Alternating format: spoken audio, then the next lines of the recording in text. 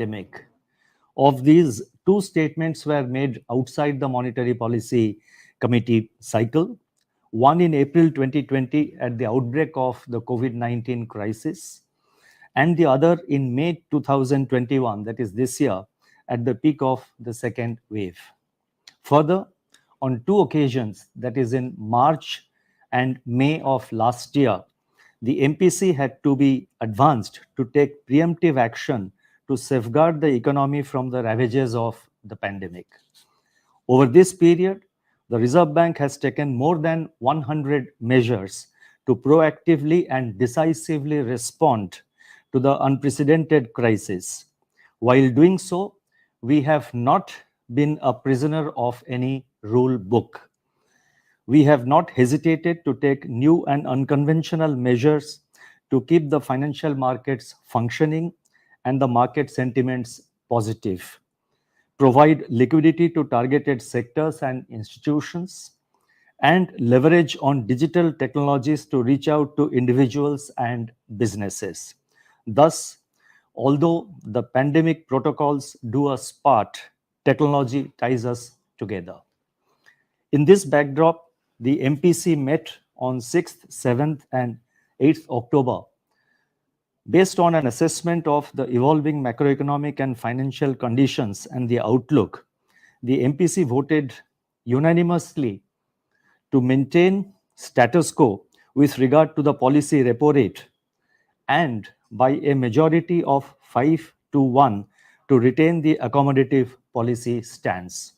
Consequently, the policy repo rate remains unchanged at 4%, and the stance remains accommodative as long as necessary to revive and sustain growth on a durable basis and continue to mitigate the impact of COVID-19 on the economy while ensuring that inflation remains within the target going forward.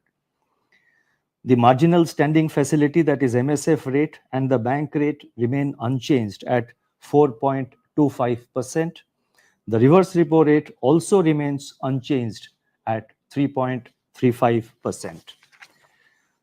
With the worst of the second wave behind us and substantial pickup in COVID-19 vaccination giving greater confidence to open up and normalize economic activity, the recovery of the Indian economy is gaining traction. While vaccine reach is real fault line in the current global recovery, India is in a much better place today than at the time of the last MPC meeting. Growth impulses seem to be strengthening, and we derive comfort from the fact that the inflation trajectory is turning out to be more favorable than anticipated. In spite of global headwinds, we hope to emerge from the storm and sail towards normal times, steered by the underlying resilience of the macroeconomic fundamentals of the Indian economy. Let me now give a brief overview of the MPC's rationale for the pause on policy rate and the accommodative stance.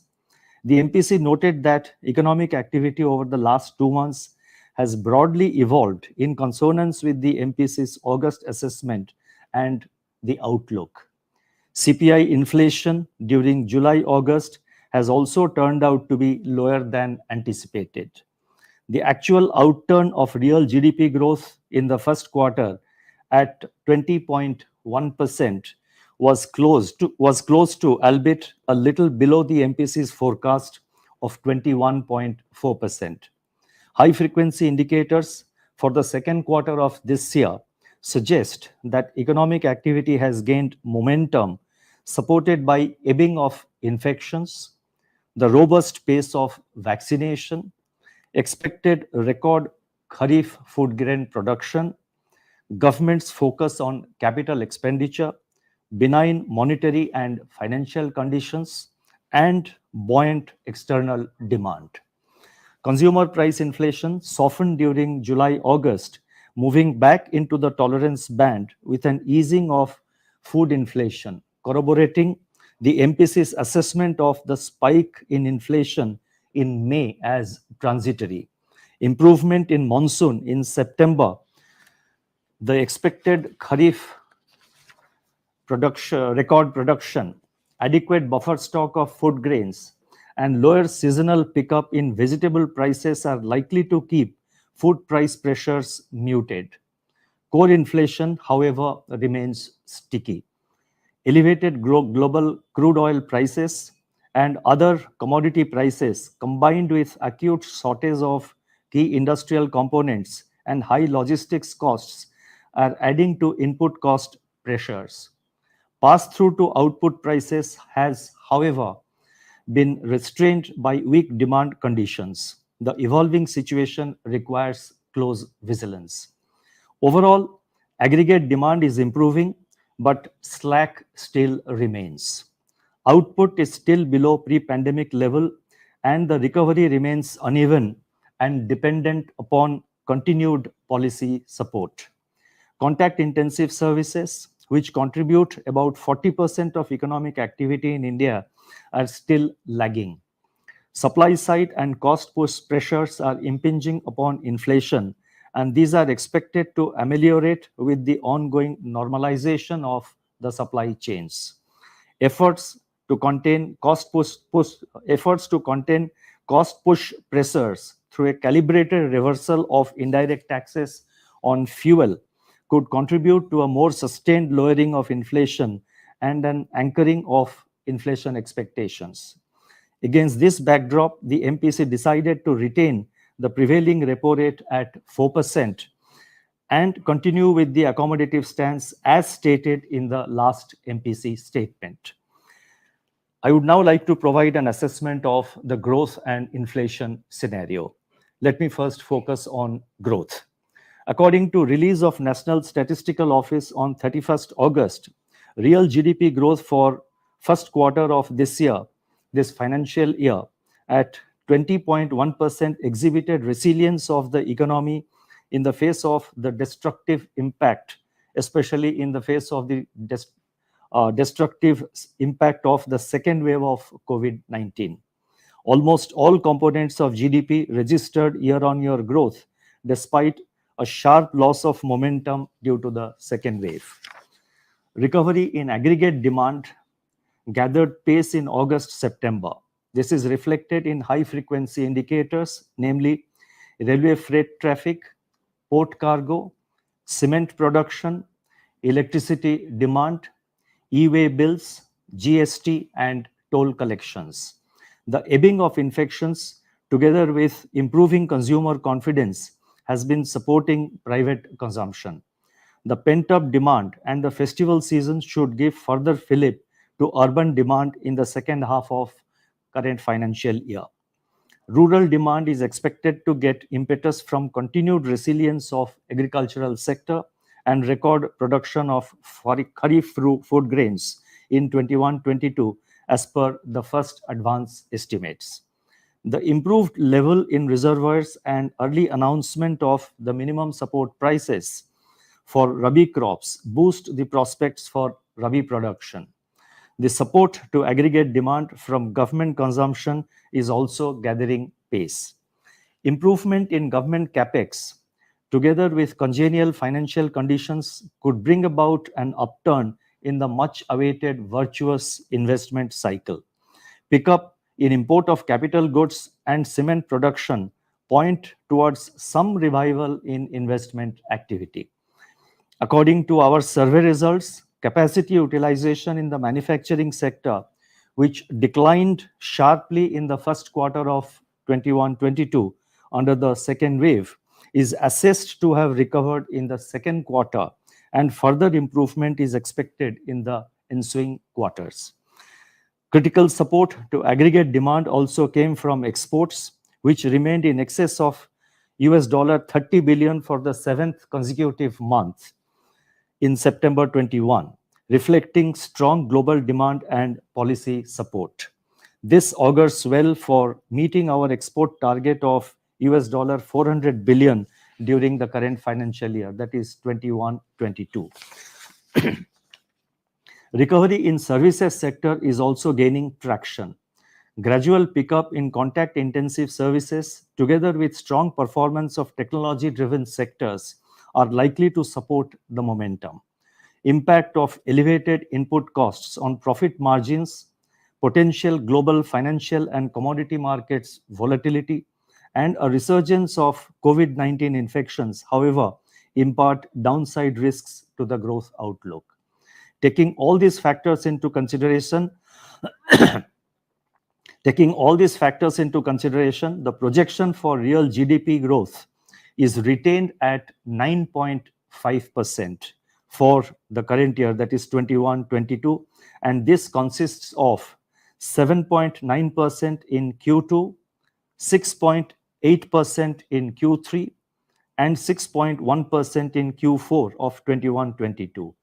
Real GDP growth for Q1 of next financial year, that is 22-23, is projected at 17.2%.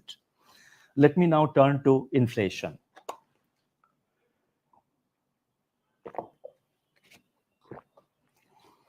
Headline CPI inflation at 5.3% in August registered a moderation for the second consecutive month and a decline of 1 percentage point from its level in June 2021. The key driver of the disinflation has been the moderation in food inflation, even as fuel inflation eased up and CPI inflation, excluding food and fuel, that is core inflation, remained elevated. Headline inflation continues to be significantly influenced by very high inflation in select items such as edible oils, petrol and diesel, LPG, and medicines. On the other hand, a very low seasonal buildup in vegetable prices, decline in cereal prices, a sharp deflation in gold prices, and muted housing inflation have helped to contain inflationary pressures. Going forward, several evolving factors provide comfort on the food price front. Its momentum is expected to remain muted in the near term. Cereal prices are expected to remain soft due to likely record Kharif food grains production and adequate, or rather more than adequate, buffer stocks. Vegetable prices, a major source of inflation volatility, have remained contained in the year so far, with record production and supply side measures by the government. Unseasonal rains and adverse weather-related events, if any, in the coming months, are, however, upside risks to vegetable prices. Supply-side measures by government for edible oils and pulses are helping to temper price pressures. However, an uptick in prices of edible oils is seen in the recent period.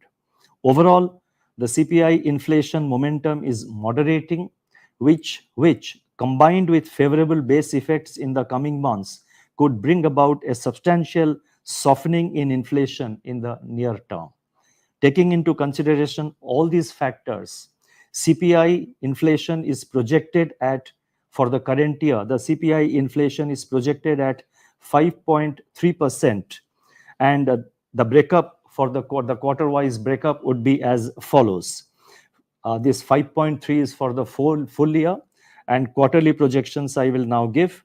5.1% in the second quarter, 4.5% in the third quarter, and 5.8% in the fourth quarter of 21-22, with risks broadly balanced. CPI inflation for Q1 of next financial year, that is 22-23, is projected at 5.2%. We are watchful of the evolving situation and remain committed to bring it closer to the target in a gradual and non-disruptive manner. I would now like to give some guidance and review the current liquidity and the financial market conditions and attempt to provide some forward guidance. At the current juncture, central banks across the world, let me repeat, at the current juncture, central banks across the world find themselves at crossroads. Diverging monetary policy stances are not being dictated by country groupings, but by country circumstances. Among the emerging market economies, that is EMEs, some are tightening monetary policy, others are undertaking further monetary stimulus, while a few are on a resolute pause. The countries that are tightening monetary policy are those which are facing inflation much above their upper tolerance bands and are also registering a strong rebound in growth above pre-pandemic levels, boosted mainly by commodity export earnings and positive spillovers from improvement in macroeconomic conditions in some advanced economies. Countries that are easing monetary policy through non-rate actions are rare few, which have low consumer price inflation. And finally, countries which are on a resolute pause have inflation in the elevated zone, but poor growth prospects or nascent recoveries that need further nurturing. In India, the MPC has maintained a pause and given time and state contingent forward guidance from time to time on maintaining accommodation. The conduct of monetary policy in India will continue to be oriented to our domestic circumstances and our assessment. Since the onset of the pandemic, the Reserve Bank has maintained ample surplus liquidity to support a speedy and durable economic recovery. The level of surplus liquidity in the banking system increased further during September 21, that is in the last month, with absorption under the fixed rate reverse repo, variable rate reverse repo, or what I call VRRR of 14 days, and fine-tuning operations under the liquidity adjustment facility, that is LAF, averaging 9 lakh crore, rupees 9 lakh crore per day against rupees 7 lakh crore during June to August this year. The surplus liquidity rose even further to a daily average of rupees 9.5 lakh crore in October so far, and that is the position up to 6th October. The potential liquidity overhang amounts to more than 13 lakh crore, 13 lakh crore. As the economy shows signs of emerging from the COVID-19 inflicted ravages, a near consensus view emerging among market participants and policymakers is that the liquidity conditions emanating from exceptional measures instituted during the crisis would need to evolve in sync with macroeconomic developments to preserve financial stability. This process has to be gradual, calibrated, and non-disruptive, while remaining supportive of the economic recovery. The Reserve Bank's secondary market GSEC acquisition program, that is GSAP, has been successful in addressing market concerns and anchoring yield expectations in the context of the large borrowing program of the government. Coupled with other liquidity measures, it facilitated congenial and orderly financing conditions and a conducive environment for the recovery. The total liquidity injected into the system during the first 6 months of the current financial year through open market operations, including GSAP, was rupees 2.37 lakh crore, as against an injection of 3.1 lakh crore during the full financial year of 2021. So against the total of 3.1 lakh crore, which was injected in the whole of last year, this year, in the first half, for the first 6 months, in the first half, 2.37 lakh crore has already been injected. Given the existing liquidity overhang, the absence of a need for additional borrowing under GST compensation, and the expected expansion of liquidity in the system as government spending increases in line with budget estimates, the need for undertaking further GSAP operations at this juncture does not arise. The Reserve Bank, however, would remain in readiness to undertake GSAP as and when warranted by the liquidity conditions, and also continue to undertake and flexibly conduct other liquidity management operations, including Operation Twist and regular open market operations, that is OMOs.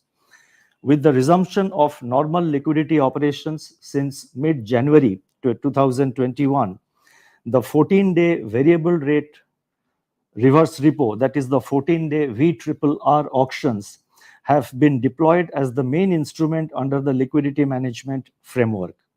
Market appetite for VRRs has been enthusiastic.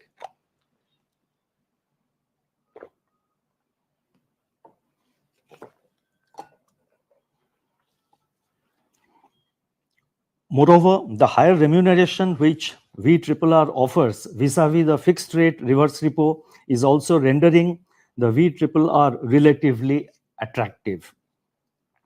Keeping in view the market feedback, it is proposed to undertake the 14-day VRRR auctions on a fortnightly basis in the following manner. Rupees 4 lakh crore today as already notified, rupees 4.5 lakh crore on October 22nd, rupees 5 lakh crore on November 3rd, rupees 5.5 lakh crore on November 18th, and rupees 6 lakh crore on December 3rd. Further, depending upon the evolving liquidity conditions, especially the quantum of capital flows, the pace of government expenditure and credit offtake, the RBI may also consider implementing 14-day VRR auctions with 28 the RBI may also consider complementing the 14-day VRRR auctions with 28-day VRRR auctions in a similar calibrated fashion. The Reserve Bank also retains the flexibility to conduct fine-tuning operations of varying amounts as and when required. Even with all these operations, I repeat, even with all these operations, the liquidity absorbed under the fixed rate reverse repo would still be around rupees 2 to 3 lakh crore in the first week of December. Now, let me pause here and just stress and highlight some of the key takeaways of what I have said. First, we are providing a calendar for liquidity, for the VRRR auctions alone, for the 14-day VRRR auctions alone. The calendar is only for that segment of our liquidity management. And the rest of it, that is whether it is fine-tuning or if and when we think of 28 days, they are not predetermined and they will depend on the evolving liquidity situation. That's the first point. Second point, the entire exercise is based on our assessment of the liquidity conditions and the outlook in consultation with market participants and other stakeholders of the economy. So it's not a unilateral action. There has been considerable amount of dialogue and discussion between the Reserve Bank and the market participants. Third, the entire exercise is optional. In fact, in a manner of speaking, in the VRRR, although V stands for variable, we could say that V would also represent voluntary. It's voluntary, it is optional. There is no compulsion on the banks to put any amount, a particular amount of liquidity under this window. Fourth, our entire approach is one of gradualism. We don't want suddenness, we don't want surprises. It's one of gradualism. And more so, we do realize that as we are approaching the shore, when the shore is so close, we don't want to rock the boat because we realize that there is a life, there is a journey beyond the shores. So we don't want surprises. It will be calibrated. It will be an approach of gradualism. And fifth and finally, I would like to sum up all these 4 points which I have said. Let there not be any concern about the adequacy of liquidity in the system to support economic activity or to support financial markets. Let me reiterate, as I just now said, let me reiterate and re-emphasize that VRRR auctions are primarily a tool for rebalancing liquidity as part of our liquidity management operations and should not be interpreted as a reversal of the accommodative monetary policy stance, of our accommodative policy stance. The Reserve Bank will ensure that there is adequate liquidity, as I just now mentioned. The Reserve Bank will ensure that there is adequate liquidity to support the process of economic recovery.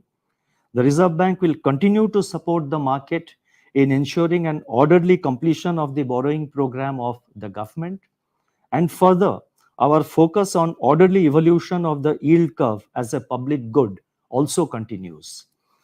Against this backdrop, and based on our continuing assessment of the macroeconomic situation and financial market conditions, certain additional measures are also being announced today.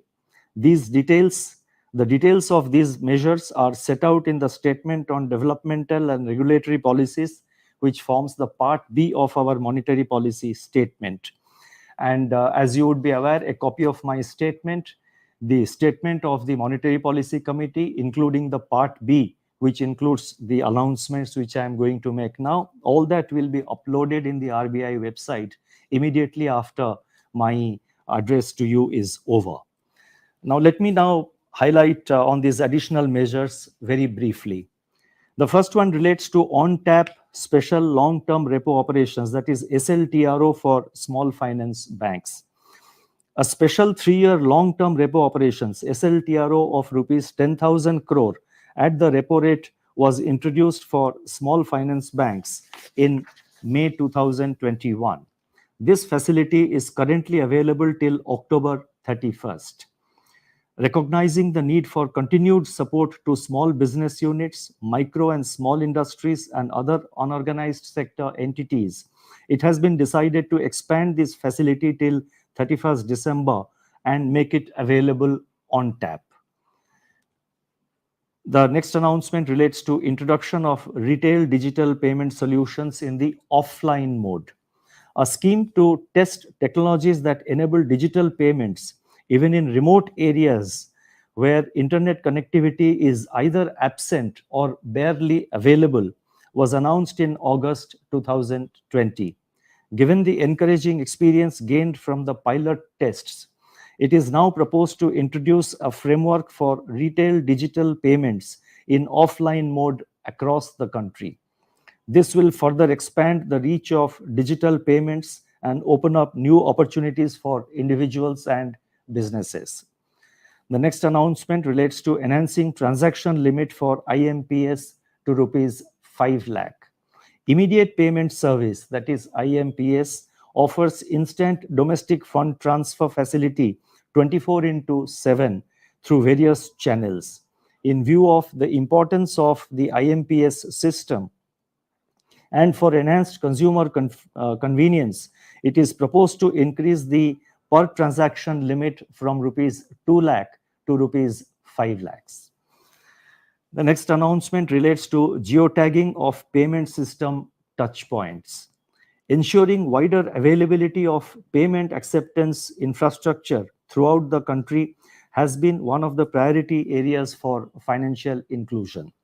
To target areas with deficient payment acceptance infrastructure, it is proposed to introduce a framework for leveraging geotagging technology for capturing exact location information on all existing and new payment acceptance infrastructure, that is point of sale, that is POS terminals, and quick response codes, that is QR codes. This would complement the Payment Infrastructure Development Fund PIDF framework of the Reserve Bank in ensuring wider geographical deployment of payment acceptance infrastructure. The next announcement relates to regulatory sandbox, and we are announcing a new theme for the next cohort, and we are also putting it the whole system of application on tap. The Reserve Bank's regulatory sandbox has so far introduced 3 cohorts, namely retail payments, cross-border payments, and MSME lending, with a view to provide further impetus to fintech ecosystem. A 4th cohort on prevention and mitigation of financial frauds is being announced today. In addition, based on the experience gained and the feedback received from stakeholders, it is proposed to facilitate on-tap application for earlier themes for participating in the regulatory sandbox. This measure is expected to ensure continuous innovation in the fintech ecosystem of our country. The next announcement relates to review of Ways and Means advance limits and relaxation of overdraft facility for the state governments and the union territories.